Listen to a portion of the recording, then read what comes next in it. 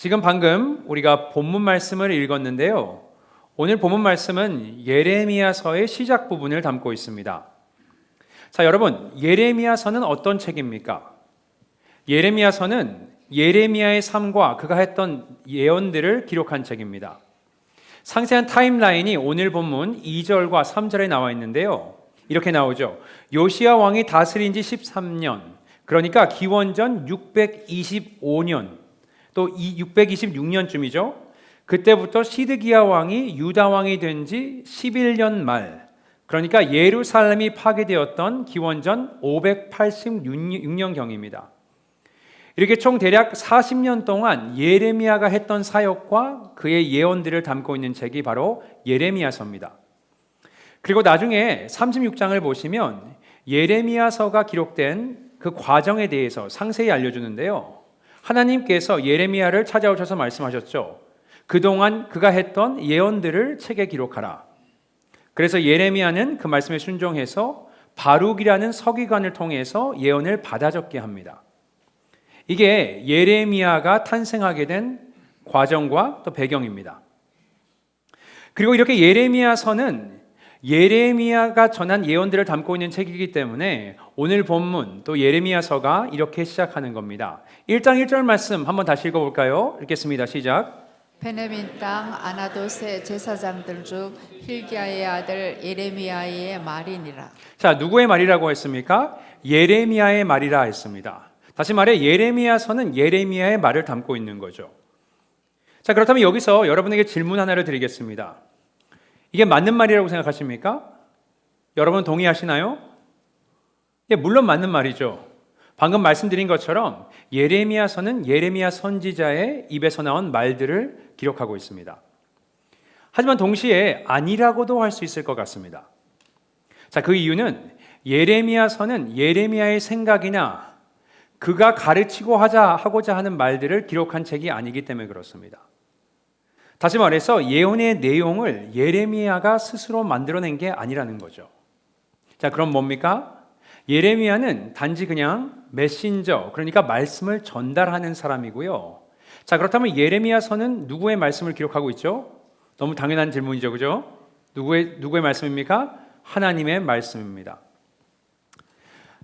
자, 그리고 예레미야는 이 점을, 그러니까 본인이 한 예언들이 하나님의 말씀이라는 점을 굉장히 강조하고 싶어 했던 것 같습니다.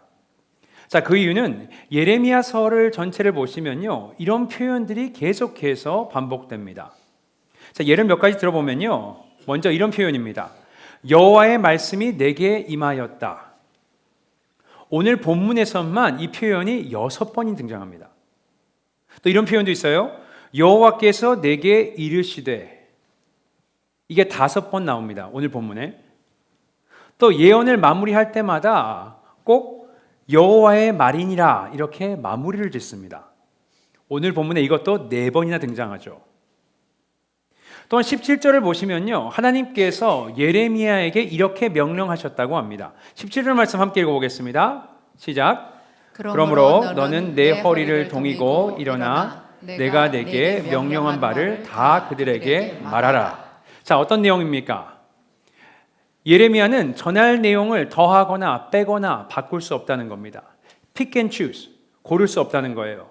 그냥 있는 그대로 전달해야 한다. 자, 왜 그렇습니까? 예레미야는 스스로의 말을 하고 있는 것이 아니고 하나님의 말을 하고 있기 때문에 그냥 메신저로서 그 임무는 전하는 역할입니다. 자, 그것으로는 부족했는지 예레미야는 자신이 본 환상에 대해서도 함께 나눕니다. 9절 말씀도 함께 읽어볼까요? 읽겠습니다. 시작. 여호와께서 그의 손을 내밀어 내 입에 대시며 여호와께서 내게 이르시되 보라 내가 내 말을 내 입에 두었도다. 자, 어떤 환상입니까? 하나님께서 나타나셔서 그 손으로 직접 예레미야의 입을 만지신 사건이에요. 이건 뭘 의미하냐? 이것은 하나님께서 행하실 일, 그분의 손으로 역사하실 일들을 예레미야의 입을 통해서 말씀하시겠다 이렇게 얘기하고 있는 겁니다. 여기서 끝이 아니에요. 11절과 12절에도 이런 내용이 나옵니다. 여호와의 말씀이 또 내게 임하니라 이르시되 예레미야야 내가 무엇을 보느냐 하시매 내가 대답하되 내가 살구나무 가지를 보나이다. 여호와께서 내게 이르시되 내가 잘 보았도다. 이는 내가 내 말을 지켜 그대로 이루려 함이라 하시니라 했습니다. 또 다른 환상을 보는데요. 이번에는 예레미야에게 살구나무 가지를 보여주십니다. 그리고 내 말을 지켜 그대로 행하시겠다, 이루시겠다 이런 말씀을 하세요. 아마 여러분 중에 많은 분들은 헷갈리실 겁니다. 도대체 이게 무슨 말이지? 제가 설명을 드릴게요. 자, 살구라는 히브리어 단어가 샤케드입니다. 그리고 지켜보다 이것이 쇼케드예요. 뭐가 비슷하죠? 발음이 비슷하죠. 굉장히 흡사합니다. 자, 그렇다면 이 환상의 의미는 뭐냐면 일종의 시각적 기억 장치 역할을 하는 겁니다. 살구를 떠올릴 때마다 하나님께서 자신이 하신 말을 지켜보신다, 곧 이루실 것이다, 이것을 생각할 수 있게 해주는 겁니다. 자, 이렇게 하는 이유는 우리가 다 잘 알고 있잖아요. 그죠? 우리가 듣는 것보다 시각적으로 보는 것이 기억에 더 오래 남습니다. 자, 이게 전체적인 1장의 내용입니다. 자, 지금까지 나눈 내용을 제가 요약해 드릴게요. 먼저 하나님께서 예레미야에게 말씀을 선포하라고 계속 말씀하셨습니다.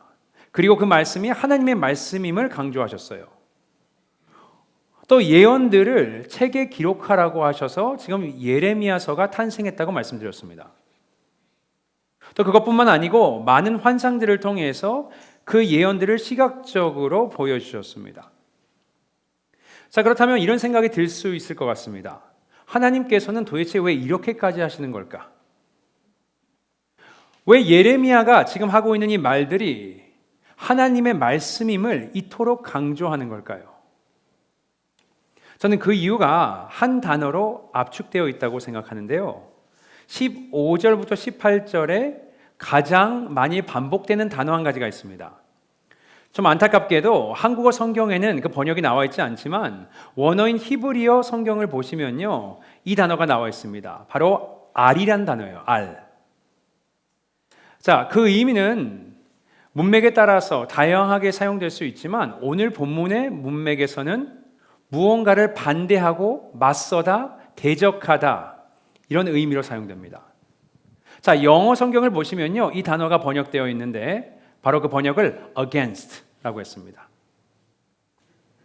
자, 이것이 뭘 의미합니까? 지금 유다 백성들이 들어야 할 이 예언의 메시지가 결코 가볍지 않다는 거예요. 하나님께서 이들을 맞서셔서 심판하시겠다는 내용이고요.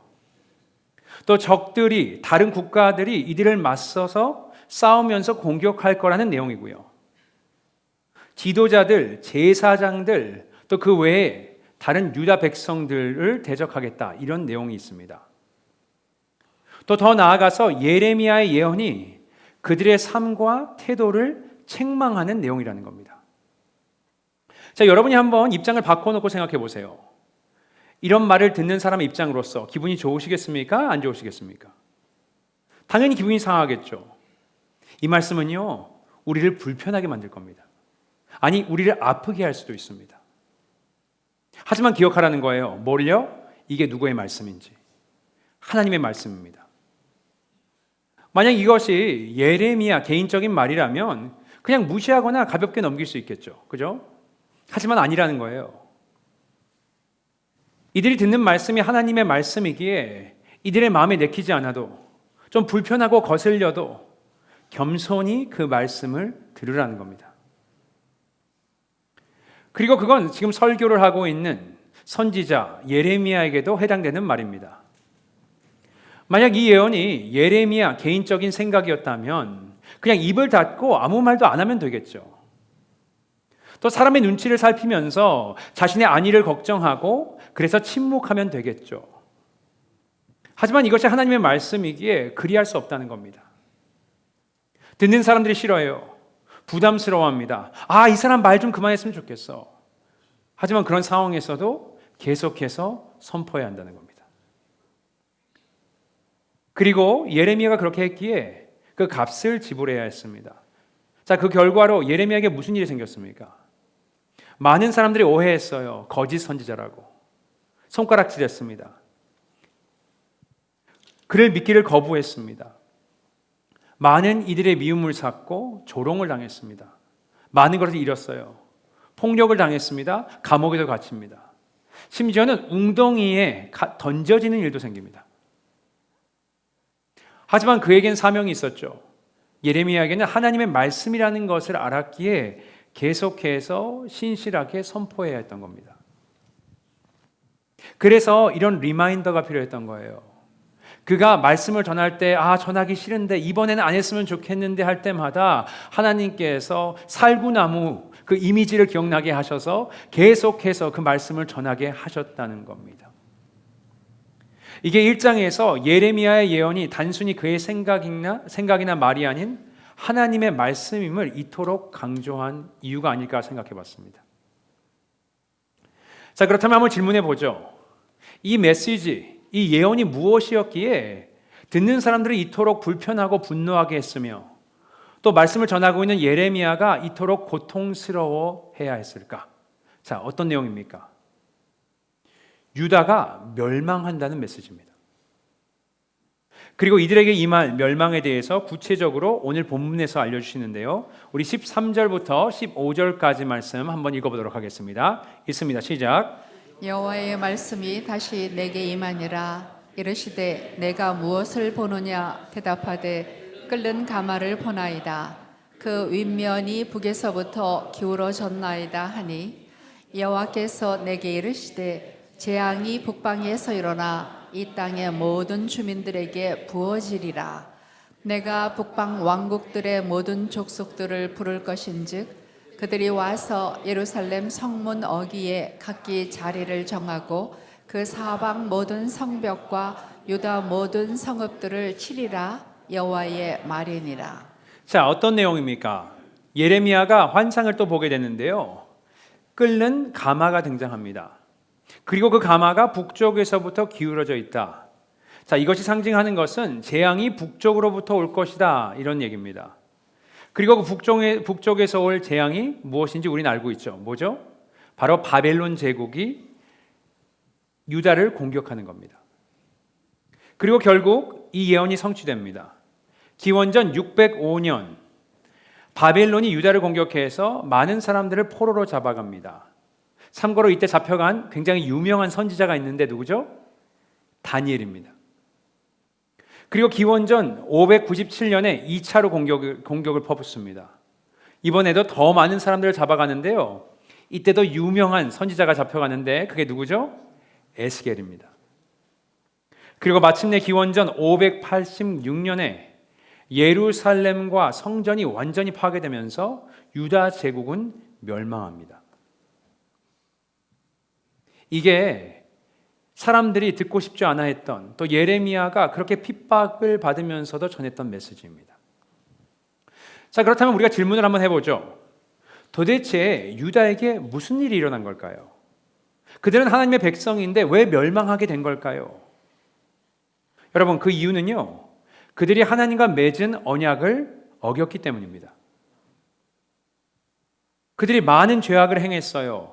그 죄악들을요, 구체적으로 오늘 본문에서 말씀해 주시는데요. 16절에 이렇게 나와 있습니다. 무리가 나를 버리고 다른 신들에게 분향하며 자기 손으로 만든 것들에 절하였은즉 내가 나의 심판을 그들에게 선고하여 그들의 모든 죄악을 징계하리라. 자, 이들이 무슨 일을 저질렀습니까? 하나님을 떠났대요. 우상을 만들어서 섬겼답니다. 그 외에도 많은 악한 일들을 행했대요. 또 2장 말씀을 보시면 이런 내용도 있습니다. 18절에 내가 시올의 물을 마시려고 애굽으로 가는 길에 있음을 어찌 되며 또 내가 그 강물을 마시려고 아수르로 가는 길에 있음은 어찌 됨이냐 했습니다. 자, 이들이 뭘 구하고 있죠? 물을 구하고 있대요. 어디서? 애굽에서 또 아수르에서 물을 구한답니다. 자, 여러분, 물은 뭘 상징합니까? 물은요, 생명을 상징해요. 왜냐하면 물이 없으면 우리는 오래 버틸 수가 없습니다. 살 수 없어요. 그 이유는 우리의 몸이 60% 이상 물로 되어 있기 때문입니다. 그리고 하나님이 바로 그 생명수의 근원인 샘이었어요. 그런데 이들은 어떻게 합니까? 하나님을 버렸어요. 그 샘을 버리고 다른 샘을 찾아 나섰습니다. 그게 뭐였죠? 당시에 최고로 강하였던 강대국이었던 애굽과 아수르입니다. 그러니까 이들이 무슨 일을 저질렀습니까? 우상을 숭배했고 또 하나님이 아닌 이방 국가를 의지했으며 또 그 외에도 많은 악행을 저질렀습니다. 이게 이들이 하나님께 심판을 받게 되고 유다가 멸망하게 된 이유입니다. 자, 그런데요, 오늘 본문을 묵상하면서 저한테 이런 생각이 들었습니다. 하나님께서 우리에게 알리고자 하는 메시지는 무엇인가? 하나님께서 전하시는 메시지가 단순히 이들이 이러이러한 죄를 지었고 그래서 멸망했다, 심판을 받았다, 이게 다가 아니라는 생각이 들었습니다. 자, 그것보다는 조금 더 본질적인 부분을 알려주는 것 같았어요. 다시 말해서 하나님께서 이들이 어쩌다가 지금 이 지경까지 오게 됐는지를 우리에게 알려주고 싶어 하는 것이 아닌가, 이런 생각이 들었습니다. 그러니까 이들이 죄를 짓고 이방 국가를 의지하고 우상을 만들게 된 근본적인 이유요, 그 뿌리 말입니다. 자, 그게 뭐였을까요? 그게 뭐였는지 오늘 본문에 나와 있다고 생각합니다.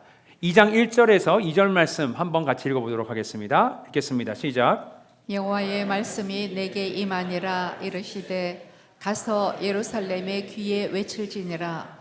여호와께서 이와 같이 말씀하시기를 내가 너를 위하여 너 청년의 인내와 내 신혼 때의 사랑을 기억하노니 곧 씨 뿌리지 못하는 땅 그 광야에서 나를 따랐음이니라. 자, 여러분, 이게 어떤 상황입니까? 하나님께서 뭘 하신다고요? 기억하신대요. 그러니까 하나님께서 지금 과거를 회상하고 계시는 겁니다. 자, 어떤 과거입니까? 내 청년 때의 인애와 내 신혼 때의 사랑이라고 하셨습니다. 이런 그들의 모습을 떠올리시면서 그것을 그리워하고 계시는 거예요, 하나님께서. 청년 때에 인애하였대요. 그러니까 그들이 젊었을 때, 영했을 때 하나님을 신뢰하고 하나님을 따르는 열정이 있었다는 겁니다, 그들에게. 또 신혼에 대해서 말씀하세요. 신혼 때에는 이들이 하나님을 사랑했대요. 신혼, 그러니까 처음 결혼했을 때, 다시 말해서 처음 하나님과 언약을 맺었을 때, 그때는 이들이 하나님을 뜨겁게 사랑했대요. 또 무슨 말씀을 하십니까? 그들이 광야, 곧 씨 뿌리지 못하는 땅에서 자신을 따랐다고 하십니다. 자, 이건 무슨 사건이죠? 이스라엘 백성들이 하나님을 따라서 애굽을 떠난 사건, 그리고 광야에서 살았던 그 사건을 이야기하고 있는 겁니다. 여러분 생각해 보세요. 광야는 어떤 곳입니까? 정말 아무것도 없는 곳, 스스로 아무것도 할 수 없는 곳, 혼자서는 생존할 수 없는 곳이 바로 광야입니다. 이렇게 아무것도 없었어요. 하지만 이들은 어떻게 합니까? 하나님을 신뢰하여서 그것을 따라갑니다. 하지만 지금은 어떻게 되었습니까? 시간이 지났어요. 사랑이 식습니다. 열정이 사라졌어요. 하나님을 예전같이 신뢰하지 않아요. 의지하지 않습니다. 다시 말해서 신앙의 순수함을 잃은 겁니다. 그리고 그게 이들이 우상을 만들어 섬긴 이유고요, 자신의 손으로 이룬 것들을 사랑하는 이유입니다. 또 이것이 이들이 하나님이 아닌 애굽과 아수르를 의지하는 이유입니다. 여러분, 이게 유다가 멸망한 근본적인 이유입니다. 신앙의 순수함을 잃은 거예요. 여러분도 잘 아시겠지만 신약 성경에서도 매우 비슷한 케이스를 우리가 찾아볼 수 있습니다. 어떤 사건입니까? 요한계시록 2장 3장에 나와 있는 소아시아의 7교회의 모습입니다. 그 중에서 첫 번째 교회죠. 바로 에베소 교회입니다. 자, 에베소 교회는 어떤 교회였습니까? 겉으로 봤을 때 완벽한 교회였어요. 정말 뭐든 잘하는 교회, 열심히 있는 교회였습니다. 살펴보시면 그들이 악을 용납하지 않았다고 그랬어요. 그러니까 행실이 좋았던 것 같아요. 또 복음을 잘 이해하고 말씀으로 서 있는 교회였어요. 자, 그렇기 때문에 이들이 스스로 본인들을 사도라고 칭했던 자들, 니골라당 사람들이 찾아왔을 때 너희는 가짜야 하면서 분별하면서 그들을 쳐낼 수 있었습니다. 또 이들의 신앙의 하이라이트는 아마도 많은 핍박 가운데서도 예수님을 붙들고 믿음을 포기하지 않으며 견디고 인내했다는 것이 아닐까 생각이 듭니다. 믿음도 있는 교회예요. 하지만 예수님께서 뭐라고 하셨습니까? It's not enough. 충분치 않다. 왜죠? 너희가 첫사랑을 버렸다. 이 말씀을 묵상할 때마다 저에게 드는 생각이 있어요. What's the big deal? 이게 첫사랑을 잃은 것이 뭐 그렇게 심각한 문제일까? 지금 말씀도 잘 배워서 알고 있고, 그래서 교회를 이단으로부터 지켜냈고요. 또 많은 핍박을 견디면서 예수님에 대한 믿음도 잘 지키고 있잖아요. 사역도 열심히 하고 있습니다. 그런데 첫사랑이 뭐 그렇게 중요할까? 자, 그러면서 이런 생각이 문득 들었습니다. 예수님께서 이들의 모든 희생과 헌신이 충분치 않다고 하신 이유는 지금은 잘하고 있는 것처럼 보여요. 하지만 그들이 첫사랑을 잃었다면, 그들의 마음이 하나님께로부터 멀어졌다면 언젠가는 지금 오늘 본문에 등장하는 유다의 모습으로 변할 거라는 겁니다. 그걸 미리 알고 주님께서 이렇게 경고하시는 거예요. 요한계시록 2장 5절 말씀 한번 같이 읽어보겠습니다. 시작. 그러므로 어디서 떨어졌는지를 생각하고 회개하여 처음 행위를 가지라. 만일 그리하지 아니하고 회개하지 아니하면 내가 내게 가서 내 촛대를 그 자리에서 옮기리라. 예수님께서 뭘 하라고 말씀하셨습니까? 가장 먼저 기억하라고 하셨어요. 뭘 기억하죠? 어디서 떨어졌는지. 다시 말해 그들의 지금 모습과 예전의 모습에 얼마나 차이가 있는지 한번 보라는 겁니다. 기억하라. 지금 이것을요 본문에서 하나님께서 하고 계세요. 기억하고 계시죠. 우리의 첫사랑을, 그들의 첫사랑을. 그리고 그들에게 이렇게 말씀하시는 겁니다. 내 청년의 인애와 또 신혼 때의 사랑을 기억하라.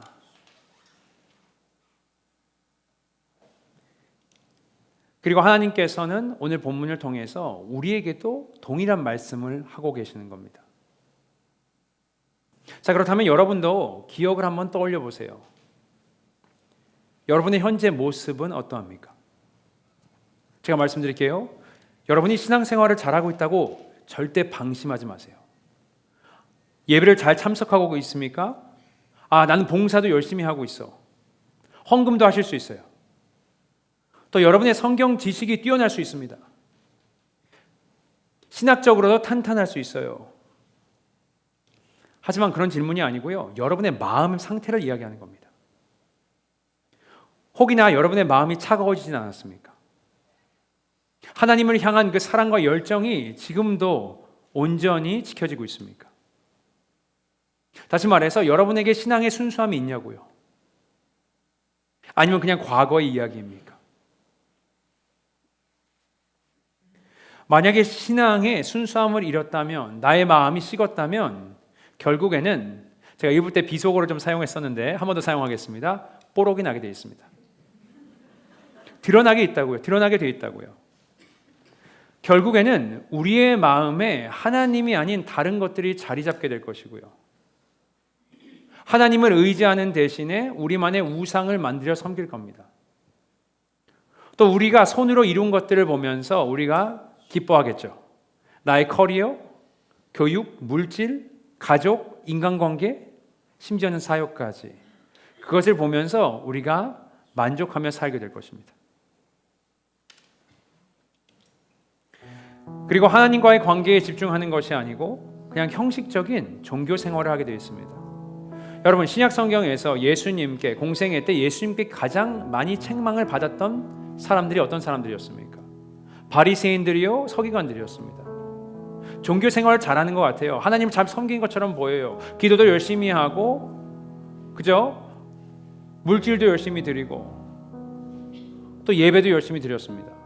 성경에 대한 지식도 그 누구보다 많이 있었어요. 하지만 그들의 마음은 어떻습니까? 마음에 문제가 생겼어요. 그들은 하나님을 사랑하지 않았습니다. 하나님께서는, 예수님께서는 그들의 중심을 보셨기 때문에 예수님을 속일 수 없었어요. 그래서 그들을 책망하셨습니다. 위선자라고. 지금 동일한 일이 유다에게 일어났습니다. 생각해 보세요. 그들은 종교 생활 안 했을까요? 그들은 예배를 안 드렸습니까? 그들에게 말씀이 없었어요? 아니요, 율법이 있었습니다. 그들에게 종교 지도자들이 없었나요? 아니요, 서기관들도 있었고 그들에게 제사장들도 있었습니다. 다 있었어요. 하지만 뭐가 문제입니까? 이들이 마음을 잃어버리니까 그것조차도 그들에게 우상이 된 겁니다.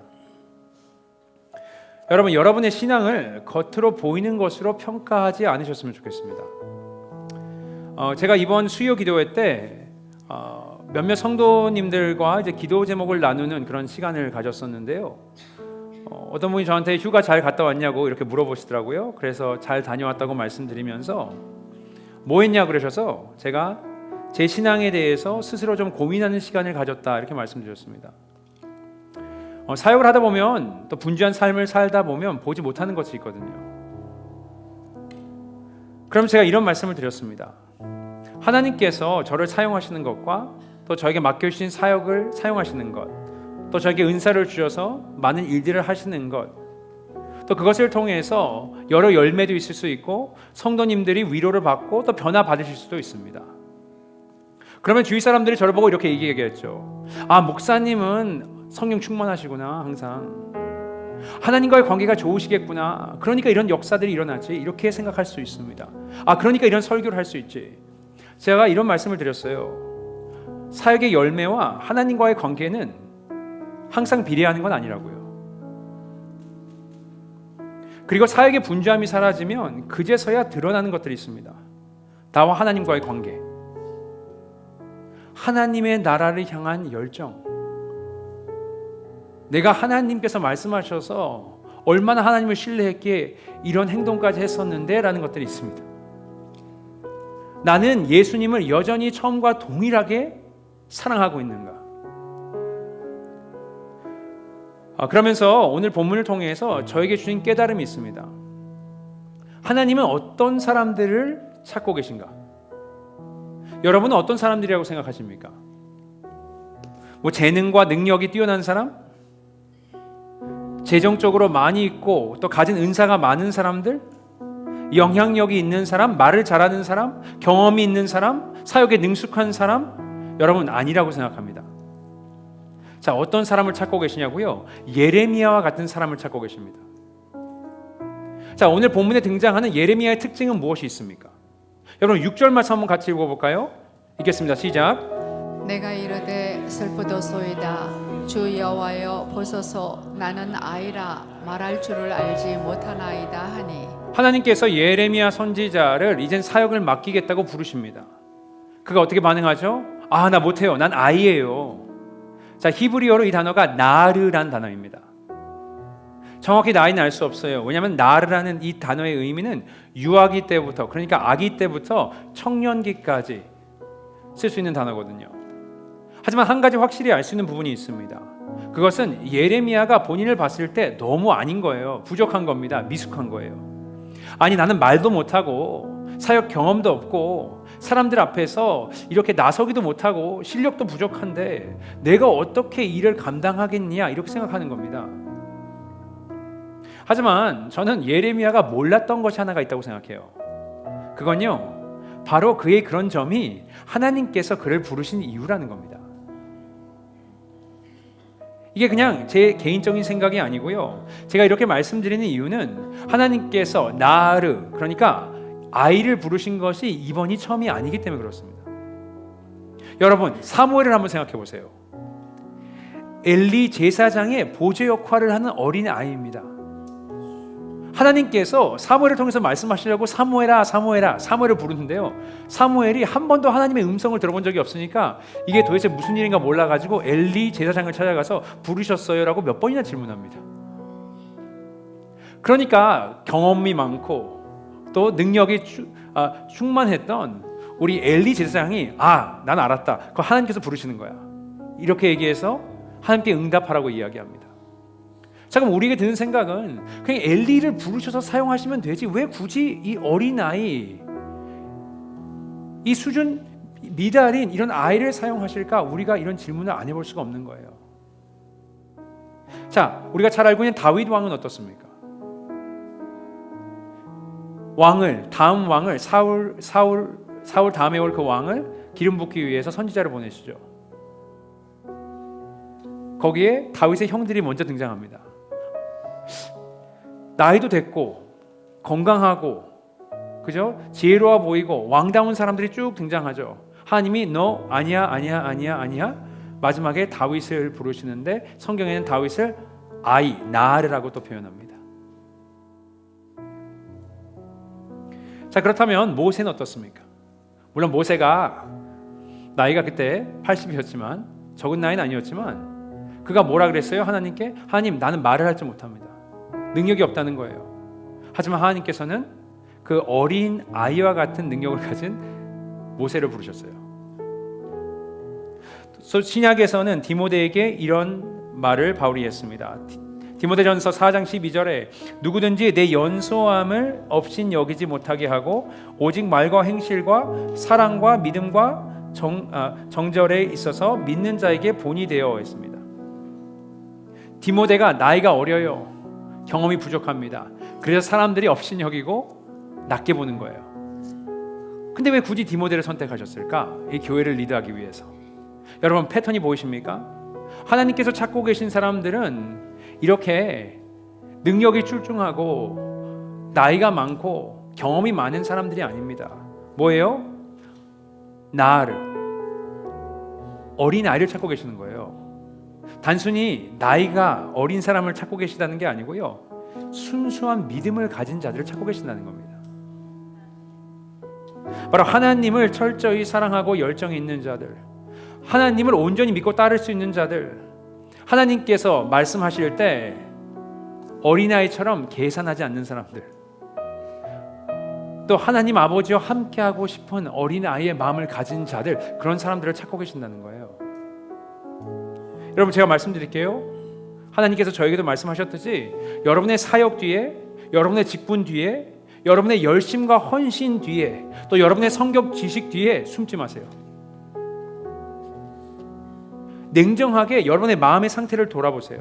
나는 어떤 마음을 가지고 있는가? 나의 신앙은 순수한가? 여전히 예수님을 사랑하는가? 나는 예수님을 신뢰하고 따르는가? 여러분 질문해 보셔야 합니다. 오늘 말씀이 여러분을 불편하게 할 수 있어요. 하지만 이 말씀을 우리가 들어야 합니다. 왜 그렇죠? 1장 전체에서 하나님께서 말씀하셨잖아요. 이건 예레미야의 말이 아니야. 이건 나의 말이야. 그렇기 때문에 우리를 불편하게 하고 우리를 아프게 할지라도 우리가 이 마음을 새기고 순종하고 경청해야 할 것입니다. 이렇게 오늘 말씀을 통해서 여러분의 믿음을 돌아보시고 또 순수한 믿음을 회복하시는 저와 여러분 되시기를 예수님의 이름으로 축복드립니다. 이 시간 함께 우리 묵상하며 나아갔으면 좋겠습니다. 하나님께서 우리를 초대하고 계십니다. 하나님이 여러분을 처음 만났을 때 그때를 회상하고 계십니다. 그리고 여러분을 그 모습을 회복하라고 지금 초대하고 계십니다. 우리 한번 이 시간 생각해 봤으면 좋겠습니다. 내가 하나님을 처음 만났을 때, 예수님을 처음 영접했을 때 난 어떤 마음을 가지고 있었고 하나님을 어떤 마음으로 사랑했는지 우리 한번 이 시간 생각하시는 시간을 가져보도록 하겠습니다.